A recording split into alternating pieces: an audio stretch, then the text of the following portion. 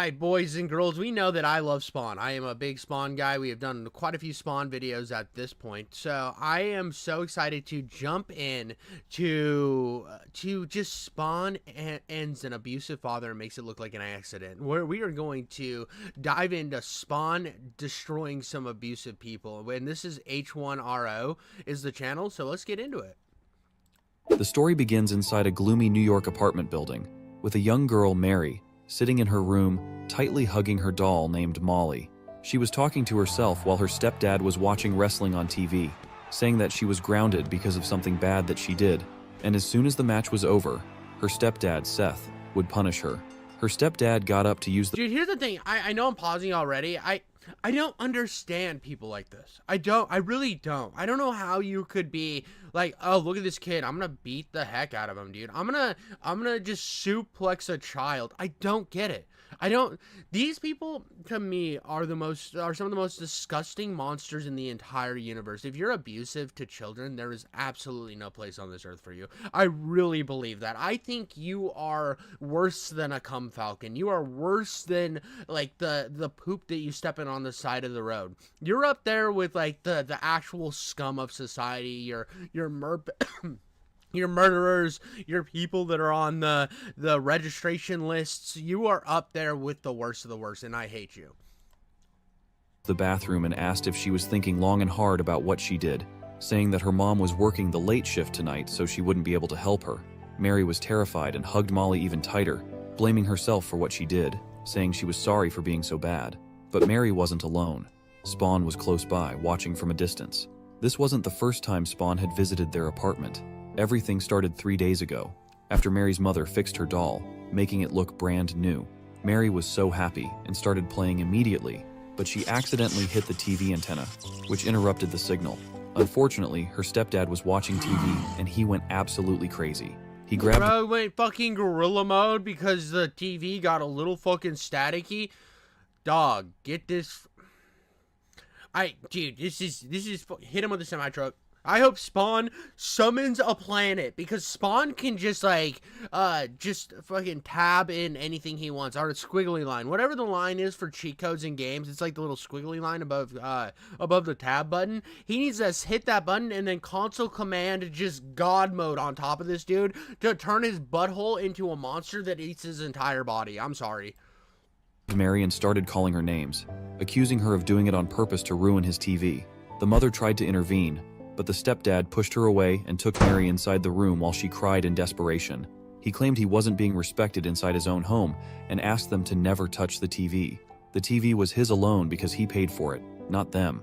The girl was locked inside the room for the past 3 days, but she tried not to cry because she was scared of being heard.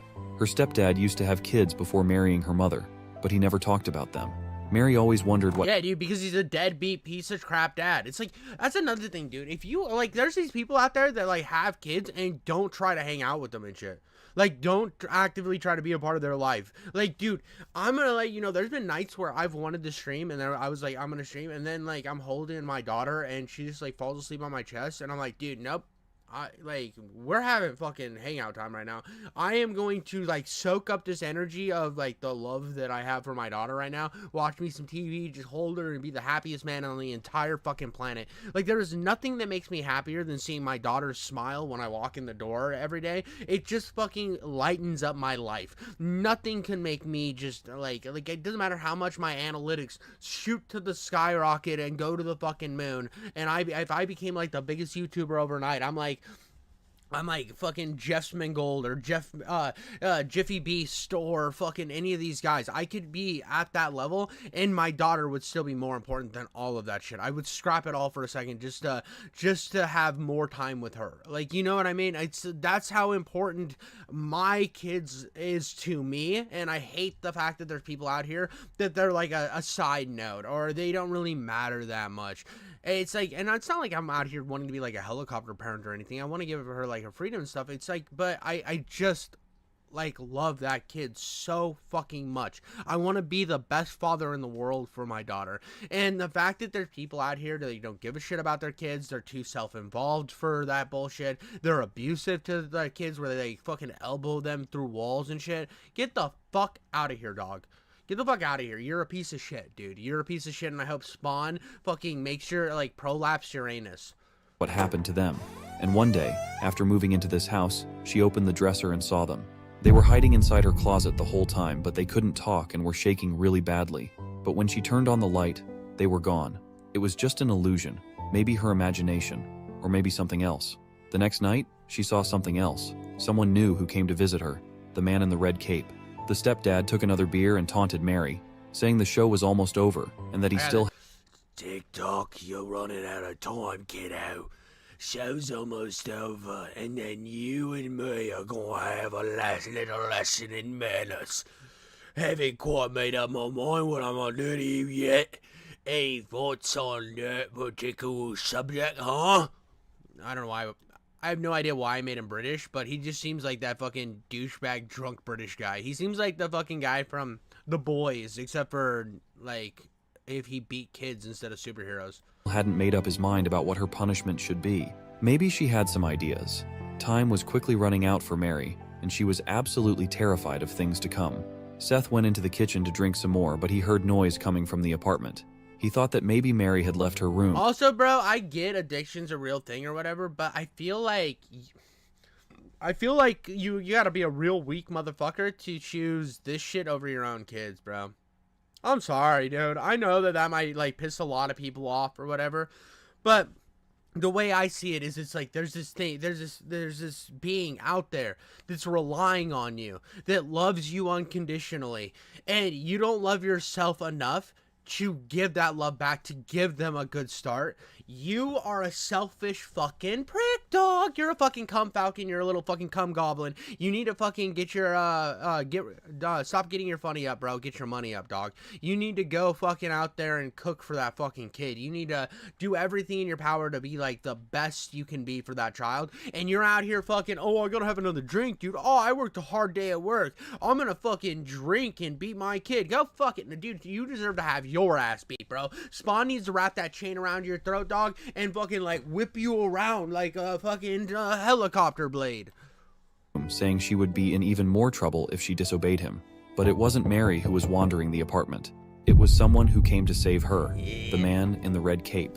Seth couldn't believe what he was seeing and asked Spawn who he was, but he didn't say anything and just punched Seth in the face. Mary listened next to the door and that was more of a face grab than a punch. That was more of a, like, it was like fucking, he just alien grabbed his face, you know, like the little fucking pods from Alien that stuck around and then shoved their babies down your throat. That was more like that than a punch. The fighting.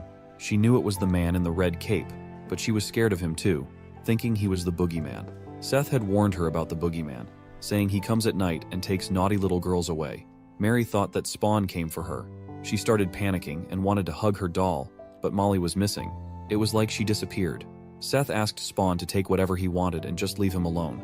If he wanted money, he could take his wallet, even though he didn't have much. But Spawn didn't come here to rob him. He came to exact revenge and punish him. Seth started begging for help, but nobody heard his cries.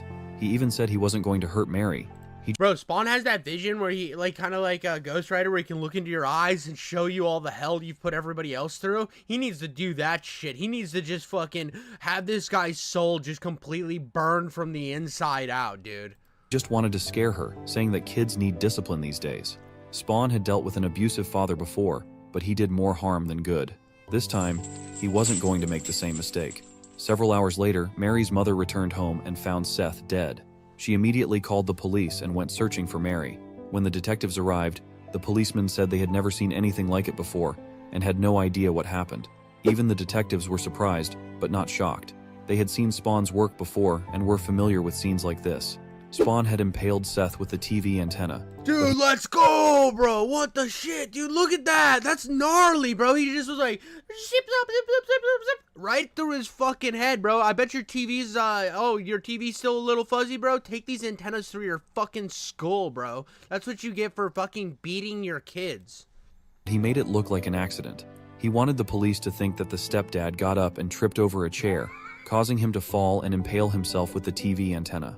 The detective said stuff like this happens all the time. It definitely could have happened, and called the whole thing an accident. He just tripped and fell and his antennas turned the right way to stab him right through the fucking noggin. Dude, have you ever fucking, like, TV antennas are so wimpy. They're like those, like, collapsible pieces of shit that, like, fucking you sneeze on them, they fall apart. They're not impaling anybody through the fucking eyes. These cops are like, oh, it's fucking Spawn, dude. Alright, dude. He tripped. He fucking jizzed too close to the sun and died. That's what happened. We're putting that in the police report. Listen here, Sarge. Are you sure this is an accident? Listen, Sarge. He tripped over his penis and died. Why? How do you know that? Dude, I've watched a lot of Chevy Chase movies. I've watched a whole lot of Chevy Chase movies, so I know that this is something that can happen. It's sad when it happens, when somebody trips over their own dick and then dies because of their TV antenna, but it happens, I'm telling you. Well, are you sure you don't want to investigate this a little further?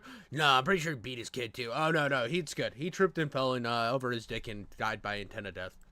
They returned the doll to Mary and comforted the mother, saying the whole thing was an accident. But Mary knew it wasn't an accident. She knew the man in the red cape had something to do with it.